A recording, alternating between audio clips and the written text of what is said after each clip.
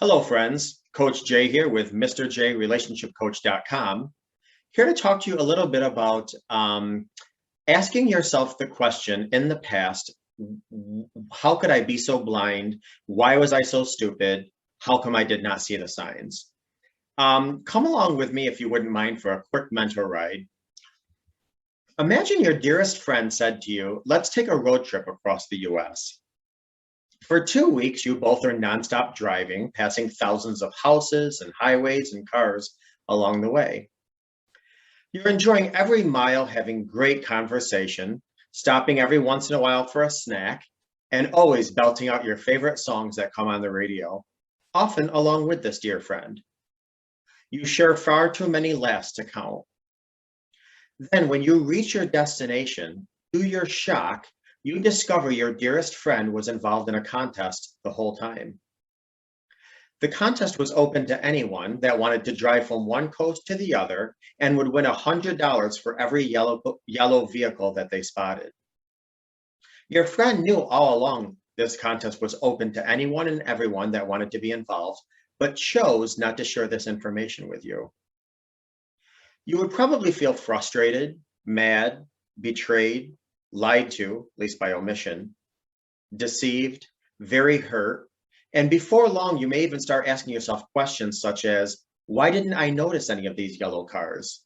And shortly after things start coming back to you and start making sense to you, you might ask, oh, that's why he put a check on the paper every time we passed a yellow car. Or that's why she was always looking elsewhere when I was talking to her. Oh my gosh, how could I be so blind not to see the obvious?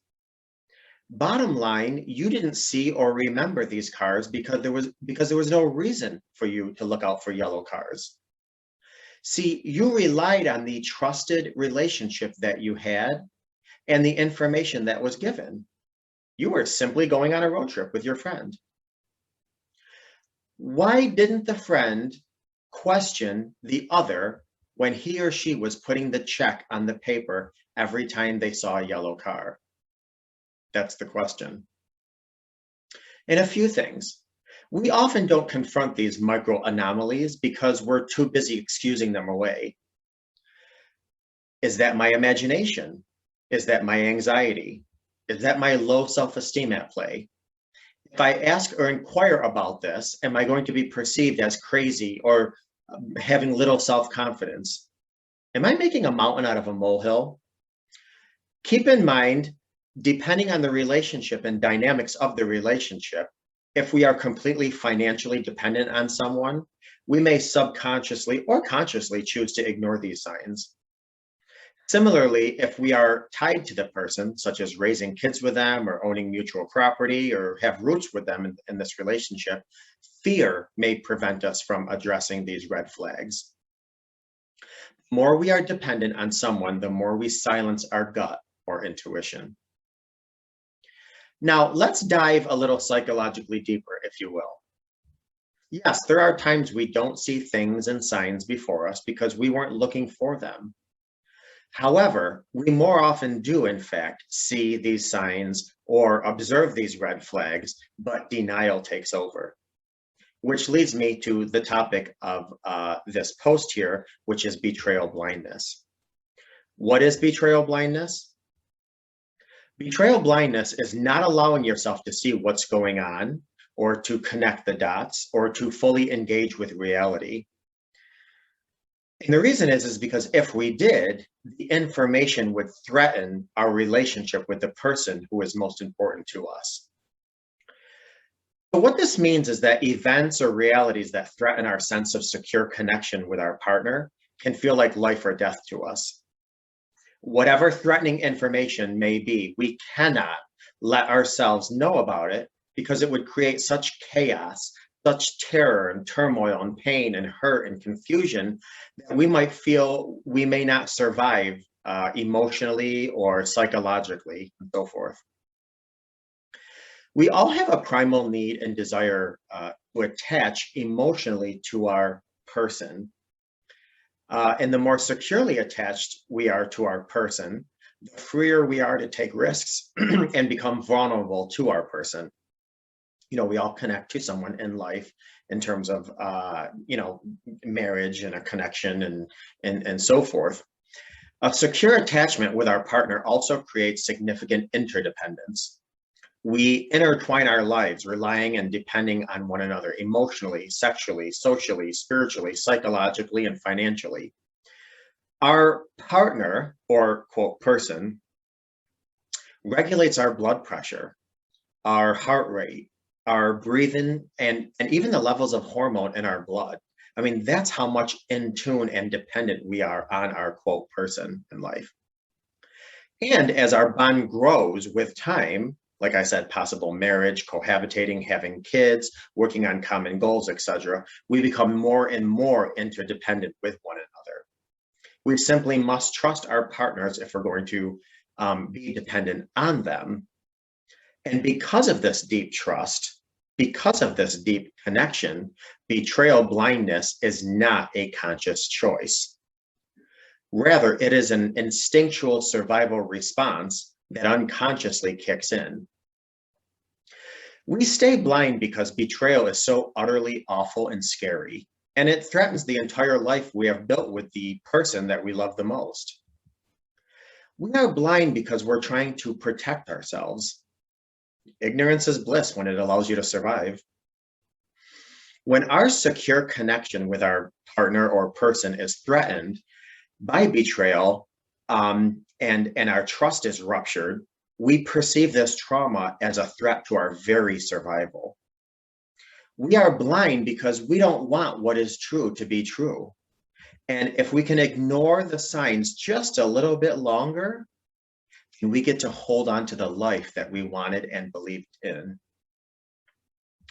So again, to reiterate, our coping strategies instinctually move to protect us by blocking out the information, rationalizing it away, or in some way keeping it from landing in conscious awareness where we would have to deal with it.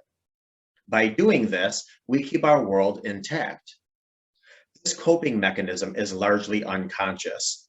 We aren't saying to ourselves, I don't think I'll let myself know about this or that, because I'm not ready to address this or that.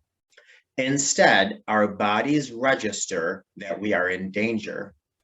And before the information gets to our conscious minds, we instinctually move to protect ourselves by blocking it out, rationalizing it away, or in some way keeping it from landing where we have to fully deal with it. Some call it the Red Riding Hood syndrome. I'm sure you're familiar with the story of the Red Riding Hood. Despite her seeing the wolf's big eyes and noticing his sharp teeth, she ignored the signs because she wanted to see her grandmother. Similar to us, we want to belong to a happy, healthy relationship. Our bodies know that acknowledging or self-admitting that there may be some betrayal is just too overwhelming of a thought because of the hurt, the changes, the work, and so forth that would present itself in doing so. The saying love is blind is true because there are other areas in your life outside your intimate romantic relationships where if something was off, you would be much more in tune with your gut. If you would pick up on signs from your boss, you would pick up signs from a neighbor or a coworker. But when it comes to intimate betrayal, we're caught off guard. We make a ton of excuses for love. You ever hear of the saying, love covers a multitude of sins? So basically, to bring this topic to a close, and so you're not beating yourself up again with these thoughts of how could I be so blind, and I just want to repeat that betrayal blindness is subconscious. It is an adaptive mechanism. We don't realize we're doing it. As Maya Angelou once said, now that I know better, I'll do better. So in the future, if your gut is nudging you, it may be beneficial to ask yourself questions such as, if I were to face this issue, then what would I have to feel? What would change for me if I was to acknowledge and address this, or even inquire about the flags I'm seeing? What scares me about facing this issue? What would I potentially lose if what I am feeling was actually true?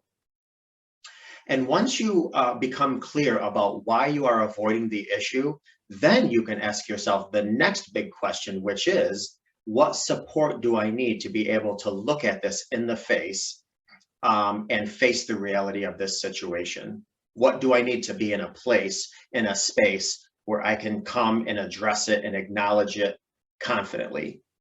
I hope you have a good grasp on what betrayal blindness is. Please don't hesitate to reach out to me if you have any questions or thoughts further. Like I said, I am Coach Jay, and until next time, please be good to yourself and others.